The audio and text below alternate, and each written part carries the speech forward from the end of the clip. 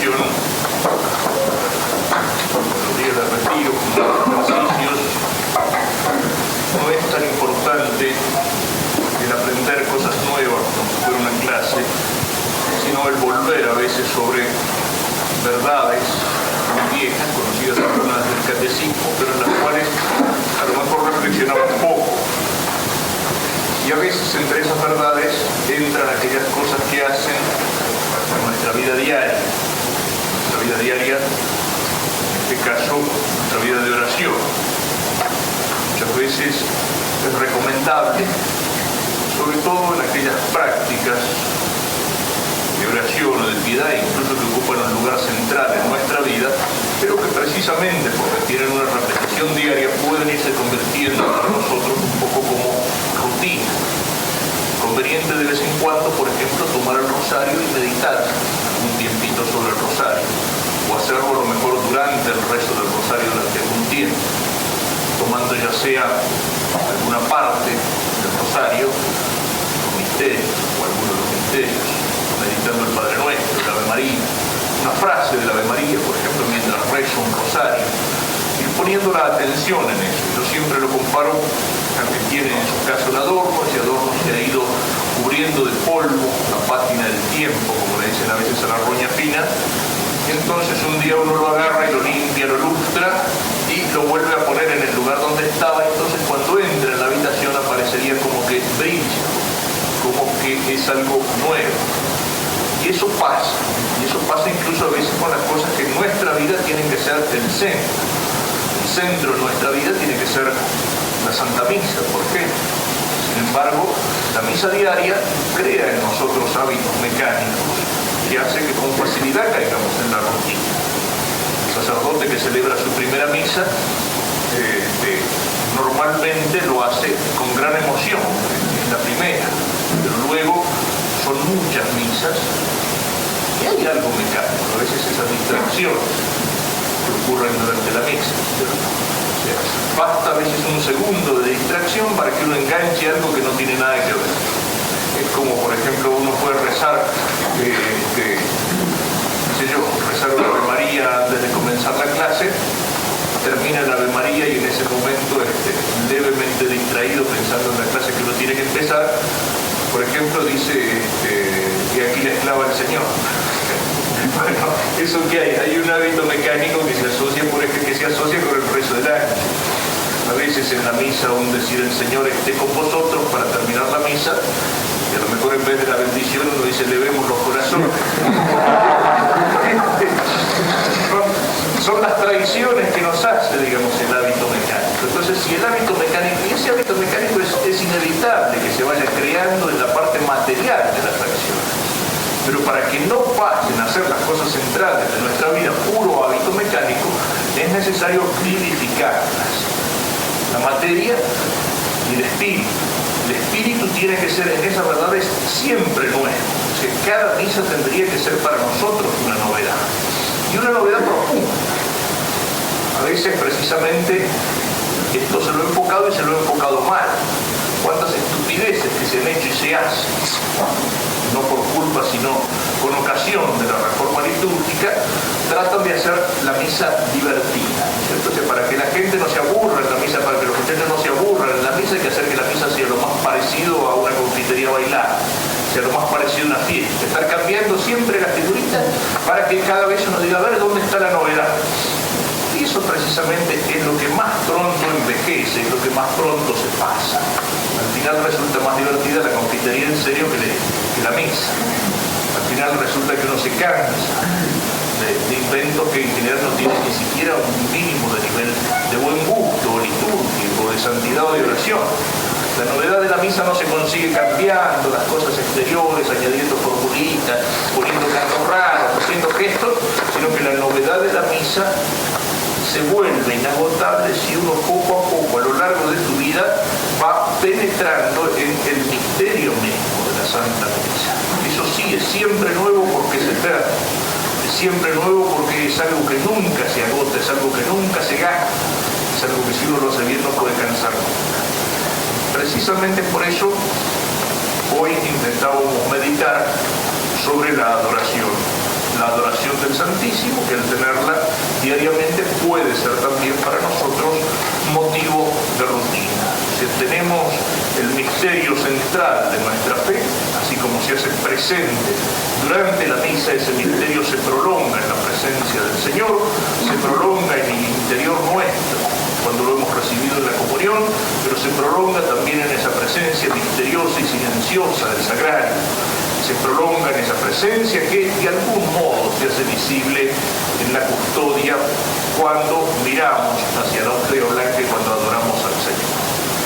Creo que el Padre Gastón esta mañana les hablaba sobre el sentido de esta adoración y sobre algunas orientaciones como prácticas para la oración. Yo quisiera hacerlo más que como una meditación completa, como sugerencia, el pensar un poco sobre alguna de esas oraciones de adoración que cantamos en la presencia del Señor. Vamos a hacerlo sobre el Adoro te devote y alguna breve referencia al Tantum Ergo. Espero que hacer alguna reflexión sobre esto no sea para algunos, si no fuera mejor, pero que no sea para algunos solamente la novedad de hacer la traducción. Entonces diga, eso quería decir.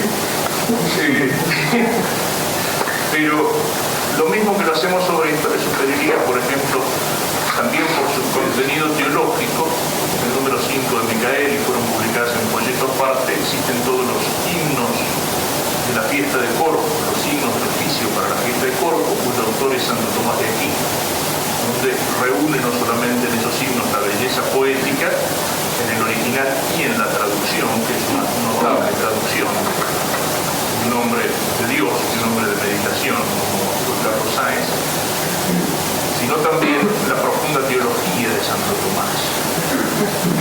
Laudación Salvatore, por ejemplo, es un compendio pequeño, breve, poético de la teología de la Eucaristía. Decía filósofo esta mañana en la misa también. Un día como este se puede meditar, por ejemplo, también el Stabat Mater.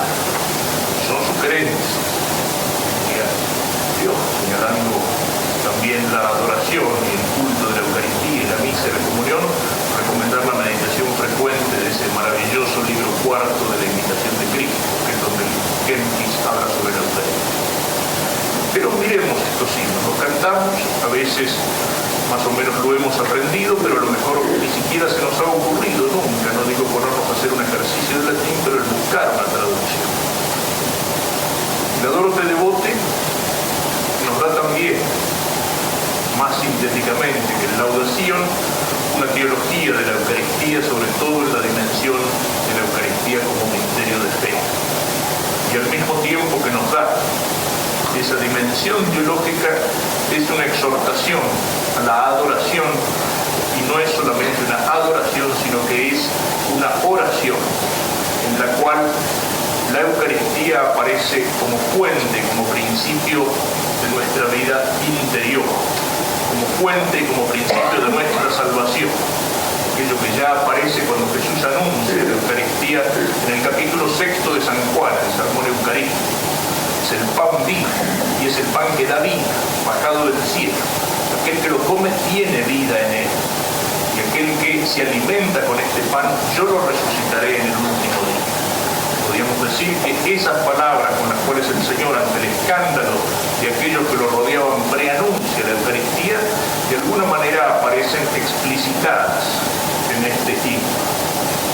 Adoro te devote latent deitas, pues vis figuris vere latens, divise cor meum totum subsidi, y a te contemplas totum venus. Te adoro devotamente, divinidad escondida, que bajo estas figuras verdaderamente te celas, te escondes. Mi corazón se sujeta todo entero a ti, porque contemplándote todo falla. Te adoro devotamente, divinidad escondida, latente, no es el participio del verbo latir, palpitar el corazón, sino el estar latente es estar escondido. Y Y en ese acto de fe, en la divinidad escondida, dice, adórote devoto. Te adoro devotamente. Son dos palabras que parecen muy sencillas, sin embargo, Santo Tomás las ubica entre los actos principales de la virtud de la religión, por la cual el hombre rinde culto a Dios. El primero de los actos de la religión es la adoración. En los ejercicios ignacianos, San Ignacio nos dice, pongámonos en presencia de Dios. Al comenzar cada meditación, cada oración, ponemos la presencia de Dios. Ponerse en la presencia de Dios significa hacer un acto de adoración. ¿Y hacer un acto de adoración qué significa? Significa que yo, que soy criatura, me encuentro en la presencia del Creador. Y que yo, que soy criatura, tomo conciencia de la distancia infinita que me separa de ese Creador. Él es todo y yo soy nada. Él es el Creador y yo soy la criatura. Y crear significa sacar de la nada. Es decir, no es solo fabricar. Creatio ex nihilo. Yo vengo de la nada. Y salgo de la nada por ese acto de amor de Dios, que sin necesidad me crea por amor. Y yo me pongo delante de Dios y reconozco mi condición de criatura y reconozco mi nada delante de Dios. Delante del ser absoluto. Yo soy el no ser. Y lo que tengo de ser, lo tengo no por mí, sino que lo tengo como recibido y como participado. Y esa creación no es un acto del principio de los tiempos. Dios me larga a rodar al mundo como una bola de la cual se olvida después que le dio el puntapié inicial. La creación es un acto de Dios que se prolonga mientras las cosas creadas tienen ser o tienen existencia. Se prolonga en mí. Yo estoy como siendo creado constantemente por Dios. Dios me está manteniendo en el ser. Si por un imposible Dios dejara de pensar en mí, yo me aniquilaría, yo caería en la nada, desaparecería del aire. No puedo decir soy un pensamiento de Dios porque eso sería panteísmo, pero es algo muy parecido. Dios constantemente me está pensando y Dios constantemente está prolongando el acto de amor por el cual Él me dio el ser. Y yo delante de Él soy nada. Todo aquello que aparece en el principio y fundamento. El hombre es creado, que después nos da la dimensión tremenda del pecado. Como en la creación nos da la dimensión tremenda del amor de Dios, que me crea para alabarlo, servirlo y después usarlo. La adoración es ese acto de humillarse. Por eso, la postura de la adoración, la que mejor expresa la adoración es la postración. Le llama la atención a los fotógrafos en la ordenación sacerdotal. El momento en que se cantan las letanías de los santos y el que va a ser ordenado se postra en el suelo, brillan los flashes de todas las máquinas que están. Y a lo mejor después fotógrafo que no entiende bien la cosa se olvida de sacar la foto en el momento en que lo mismo lo ordena, en posición de las manos, pero la postración en el suelo llama la atención. Sin embargo, es la que mejor expresa, porque es la actitud de humildad. Humildad viene del humus, del suelo, de la tierra, y uno ahí se pega a la tierra, uno muestra que es casi tierra, uno se pega al polvo del cual nació, hecho del polvo de la tierra. Es la actitud más profunda de la humildad. La humildad precisamente antes que nada es eso. La humildad no es antes que nada una actitud exterior, poner cara de humilde, de poca cosa, de pobrecito. La humildad no es antes que nada una actitud en frente al otro, en frente al prójimo, en frente al compañero. También supone esa dimensión. Pero como la caridad, primero es amor de Dios y por amor de Dios, amor del prójimo. La humildad antes que nada es la situación del hombre delante de Dios.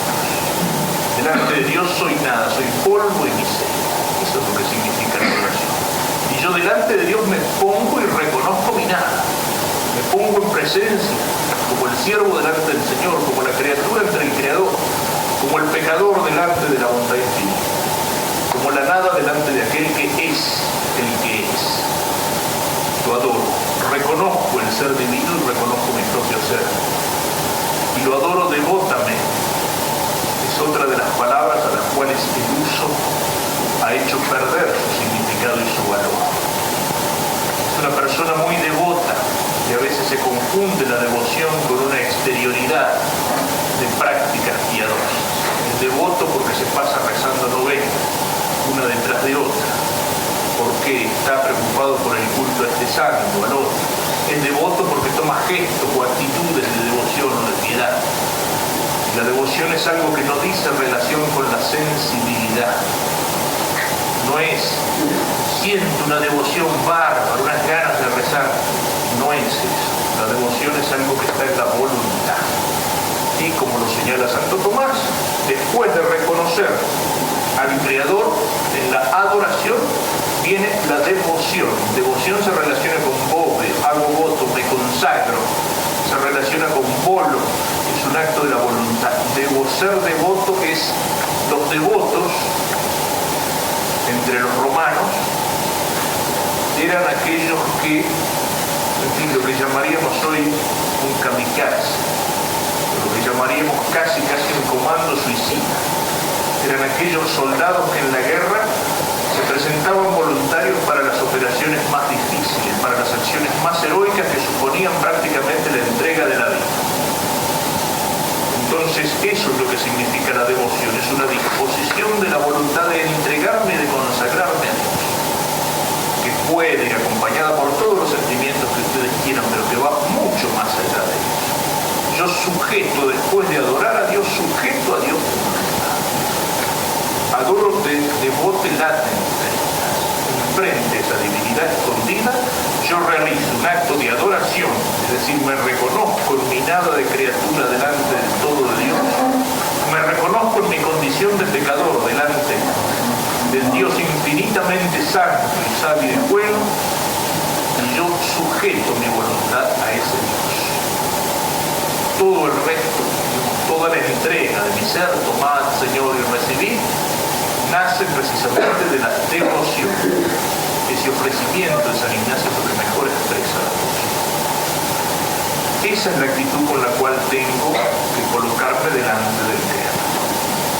Y me ubico delante del Creador y del Salvador allí presente, y me ubico en la pura oscuridad de la fe. ¿Por qué? Porque esa divinidad está escondida. Porque contemplándote todo falla. Y entonces, ¿qué? Y entonces, tibi secor meum totum subsist.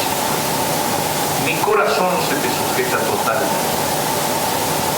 No voy a volver sobre lo que ya una vez hemos meditado, el significado que tiene la palabra corazón, que no es solamente el órgano sensible, ni lo que representa para nosotros los occidentales, sino que el corazón, aquel del que hablan los profetas, el corazón nuevo, aquel que dice el Salmo Miserere, crea en mí un corazón nuevo, el corazón es el centro mismo de la persona. Y en el corazón es donde se encuentra la inteligencia y la voluntad. Entonces decir, tibi secor meum totum subsist, hace relación a qué? Al acto de fe. En el acto de fe se sujeta a Dios que habla, se sujeta el hombre entero. In captivitatem religentes omnem intellectus, dice San Pablo, volviendo cautiva toda inteligencia. Delante de la palabra de Dios, la inteligencia que no comprende, pero que reconoce la palabra de Dios, se sujeta a la verdad. Se entrega a la verdad, se abre para ser poseída por la verdad, se cree dueño de la verdad, no, la verdad se adueña de mí en el acto de fe. Mi inteligencia se sujeta y entonces penetra el conocimiento más allá de las posibilidades de mi razón, porque la inteligencia se ha vuelto cautiva. A Dios que revela, dice el Concilio Vaticano II, y repitiendo en parte al primero, ante Dios que revela, el hombre responde con la sujeción total de su inteligencia y de su voluntad. Esto es lo que significa tibi secor meum totum subsist. A ese Dios que adoro, Y ese Dios al cual me entrego, pero que no lo ve, yo, precisamente por no verlo, le sujeto en el acto de fe toda mi voluntad en obediencia y toda mi inteligencia en la plena aceptación de aquello que no veo. Y es lo que me está diciendo la estrofa siguiente. Visus tactus gustus intefalitus sed auditus solo tutto credo. Credo quid dixit Dei filius nihil verbo veritatis est. Esta estrofa viene a ser como la explicación del último verso del anterior, porque contemplándote todo falla. ¿Qué es lo que falla? Fallan nuestros sentidos que son ciegos delante de las cosas de Dios que es espíritu. Fallan nuestros sentidos delante de esa presencia misteriosa que se esconde en el sacramento del fe. La vista, el tacto, el gusto, y te fallan. Y fallan, no es solamente fallar, sino se engañan, se equivocan, no aciertan, no encuentran su objeto. Miro pan, toco pan, gusto pan cuando lo recibo, pero no hay más pan, no hay más. Es Cristo que está presente, como decía el catecismo, con su cuerpo, con su sangre, con su alma, con su divinidad, verdadera, real y sustancialmente presente.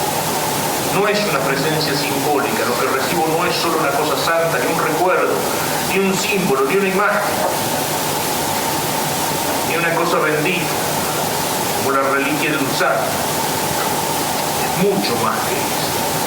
Es el mismo Dios presente. Sin embargo, delante de esa presencia de Dios, los sentidos del cuerpo son ciegos. La vista, el tacto y el gusto en ti se engañan. Sed auditus solo tutto credo. Solamente lo digo.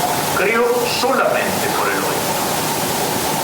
Credo quid dixit Dei filius nihil verbo veritatis. Creo todo lo que dijo el Hijo de Dios. La fe que, como dice la Escritura, la fe entra por el oído, lo dice San Pablo. La fe llega por el oído. Llega por esa palabra que recibí, esa palabra que me anuncia la iglesia, esa palabra que un día, bien o mal, me la dijo aquel que me enseñó catecismo. Un seminarista, un sacerdote, fueron mis padres, fue una catequista del barrio.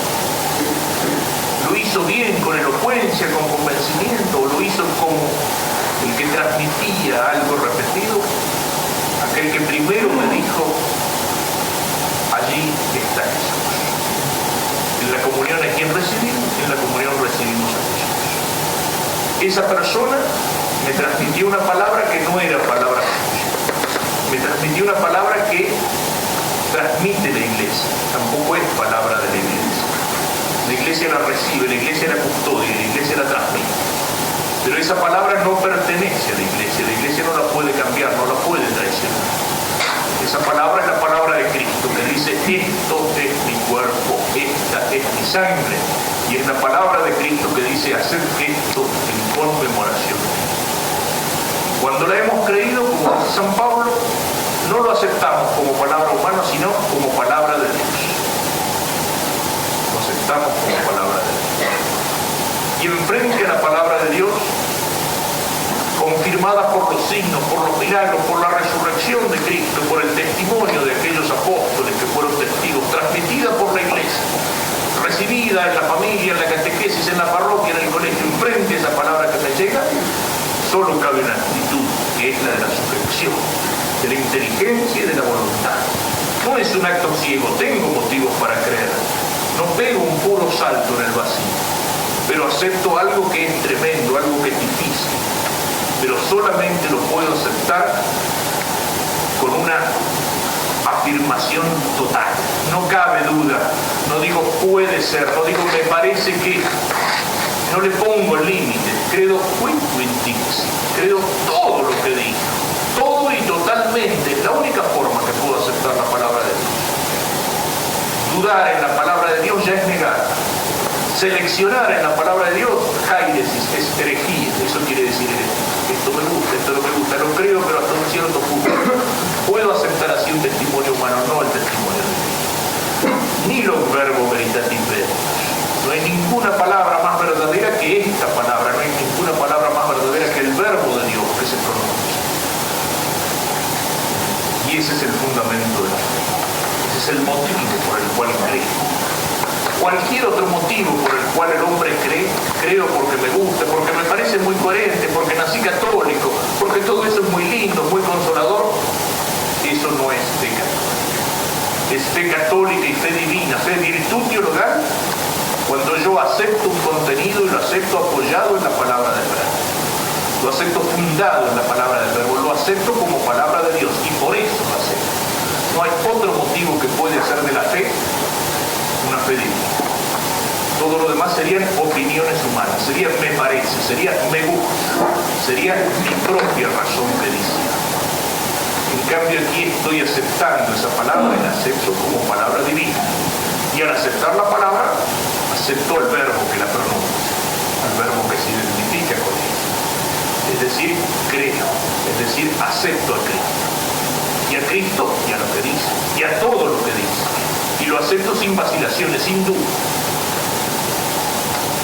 El himno sigue expresando las dificultades de él. Cruce la teba sola de ellas. Atiglate simultet humanis. Ambo tamen credens ad tue confidens petum quod petibilatro petis. En la cruz se escondía solo la divinidad. Contemplar cómo la divinidad se esconde, dice San Ignacio de Loyola en las meditaciones de la tercera semana, viendo padecer a Cristo. Contemplar cómo la divinidad se esconde. En el pesebre y en la cruz, ¿qué es lo que veían los magos? ¿Qué es lo que veían los que rodeaban la cruz? Veían al niño, veían al hombre desgarrado, al hombre muerto, al hombre crucificado, al hombre sufriente, sin belleza ni hermosura, gusano y no hombre, como lo había anunciado el poeta.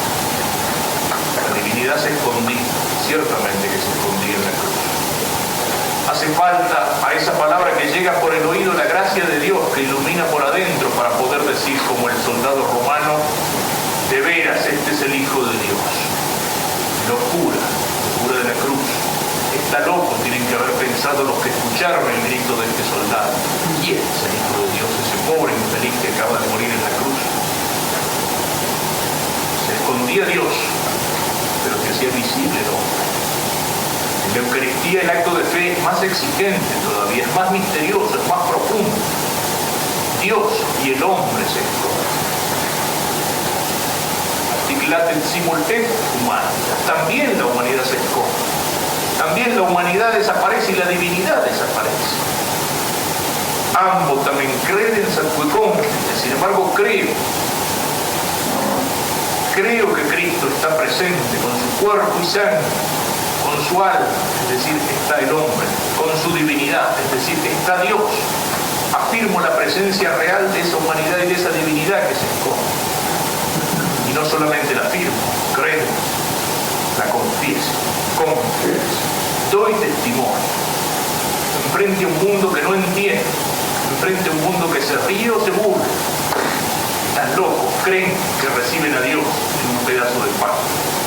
Se ríen y se burlan como se rieron y se burlaron de Cristo cuando decían mi carne es verdadera comida y mi sangre es verdadera bebida. Y el que no come mi carne y no bebe mi sangre no tiene vida eterna. Está loco. Incluso muchos de los que andaban con él se apartaron de él a partir de ese momento.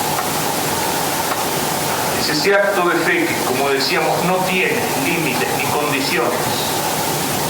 Cuando uno va a recibir la comunión y el sacerdote dice el cuerpo de Cristo y yo digo amén, ese amén no significa así sea, como en las oraciones, al final de las oraciones de petición, el amén se puede traducir, que así sea, es un deseo, que Dios me conceda lo que acabo de pedir.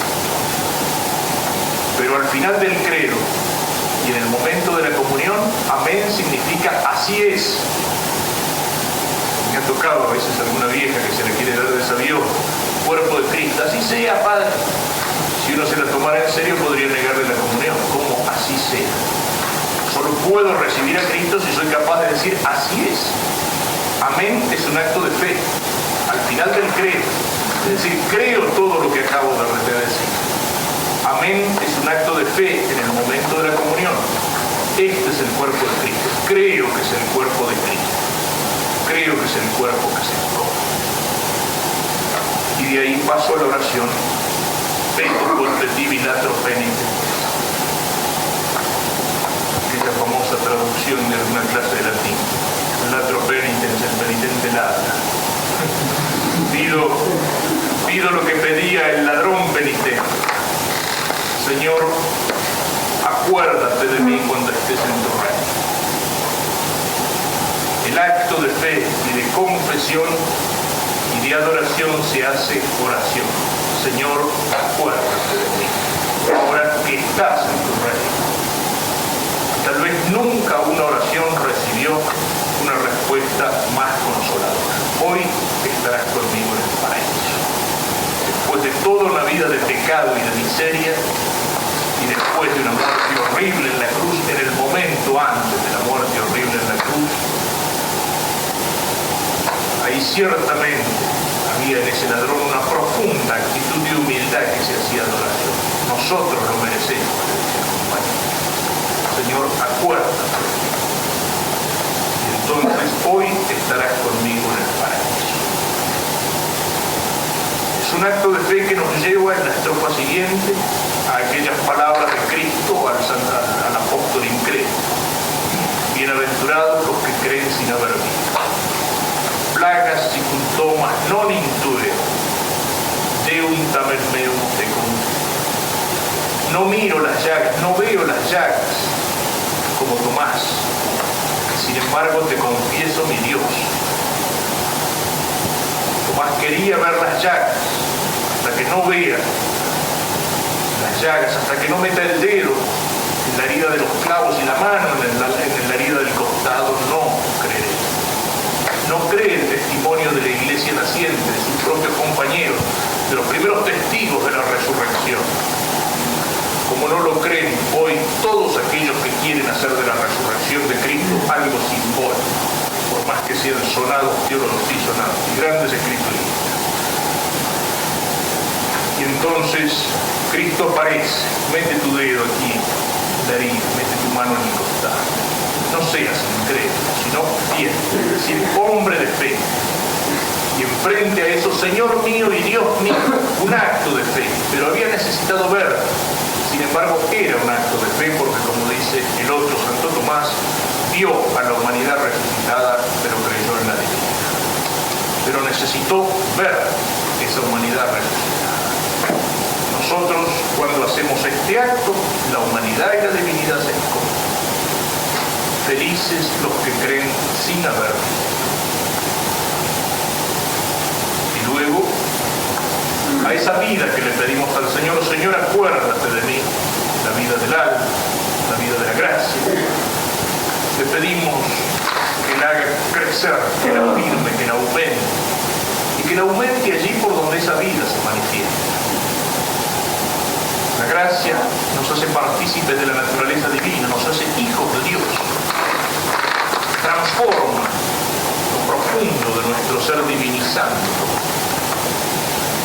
Y ese principio de un ser nuevo es el que nos hace posible en nosotros operaciones divinas. La fe, la esperanza y la caridad. Virtud teologal. Teologal es algo de Dios. Virtud viene de vis, virtud, fuerza. La virtud teologal es una fuerza divina. La fe es una fuerza divina que me hace mirar a Dios con los mismos ojos con los cuales Dios se mira, conocerlo como Dios se conoce, no con criterios humanos. La fe, el mínimo acto de fe de un niño pequeño, de una vieja ignorante, está miles de kilómetros por encima de todos los tratados de Teodicea, porque llega a Dios en sí mismo.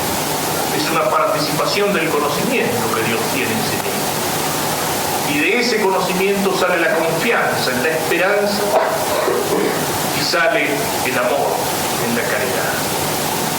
Conocer a Dios tal como es me lleva a confiar en Él y en sus promesas, y confiando en Él empiezo a amar. fac me tibi semper magis credere in te spemavere, te diris. Haz que siempre creas más en ti. Esa fe tan fuerte, tan firme que Dios nos exige como respuesta a su palabra, no es un acto humano sola. Necesito la gracia de Dios que la impulsa. Y es Dios el que la hace crecer.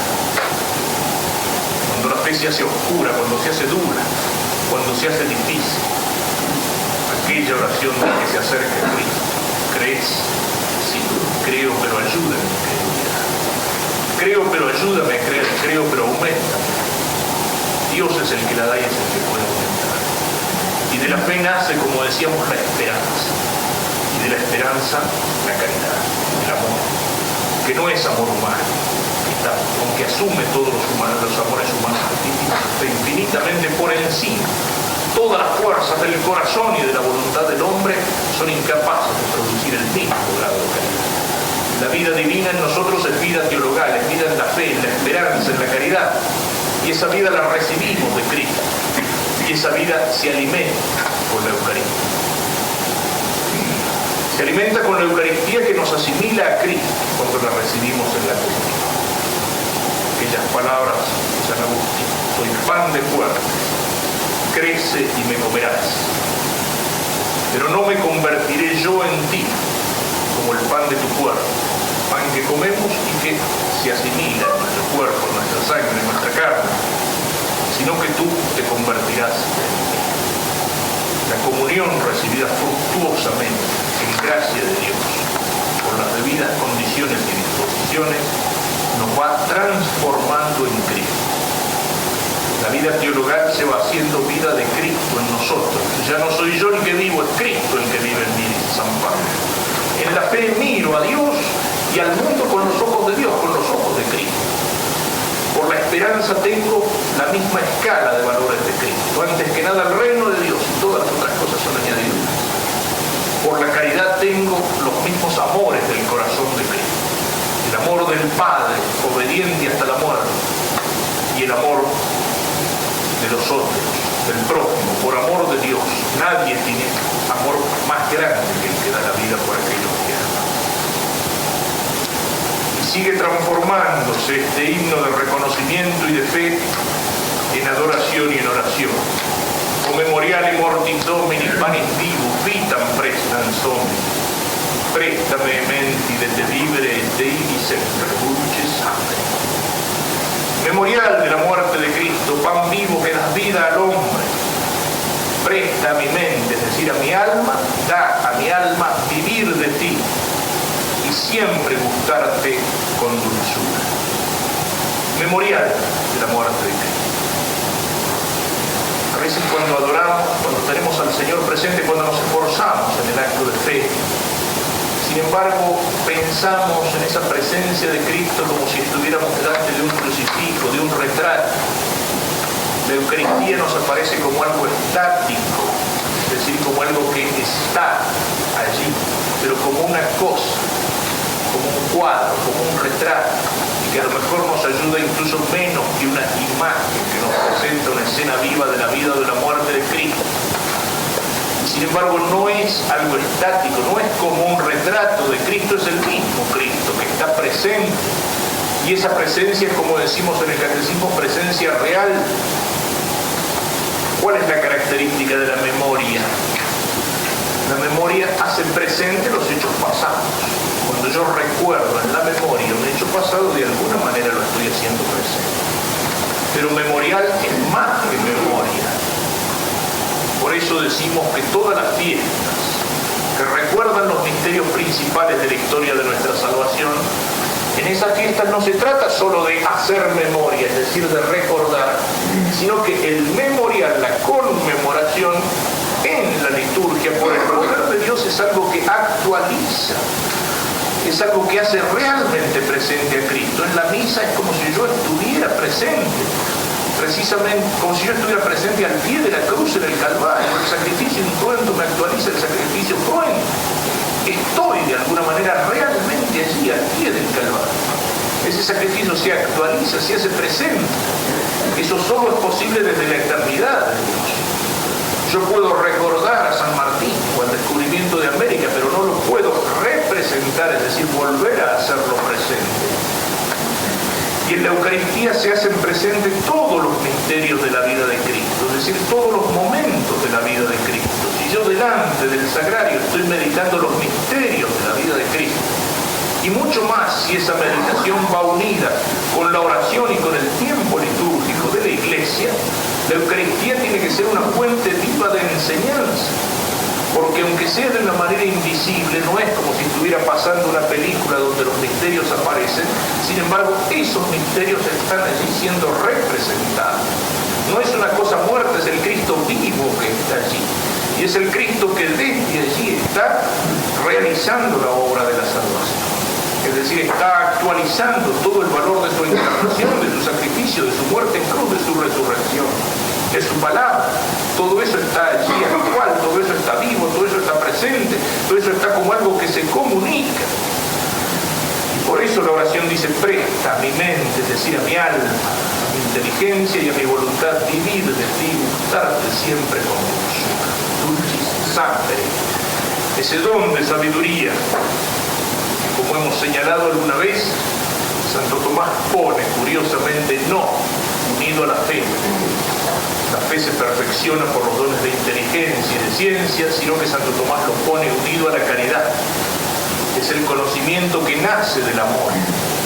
La fe es anterior a la caridad, en cierto modo, no superior, anterior. Yo no puedo amar a una persona si no la conozco, si no conozco lo que esa persona tiene de amable.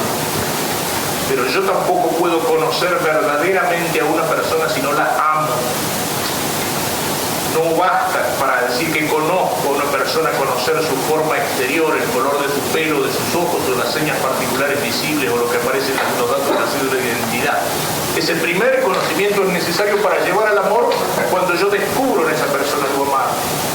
Pero para conocer de veras a una persona es necesario amar a esa persona. Por eso el conocimiento que una madre tiene de su hijo suele ser superior al que puede tener, qué sé yo, el médico o la maestra de la escuela. Porque hay mayor amor. Entonces ese conocimiento es el conocimiento de la sabiduría, sapere, es lo que hace sabroso, es lo que hace gustosa las cosas de Dios. Y alguna vez lo he dicho hablando del estudio y sobre todo de las materias que nos llevan a la espiritualidad o de la teología. Hay que ponerse en el libro y hay que tratar de entender y de penetrar y de memorizar lo que sea necesario como instrumento.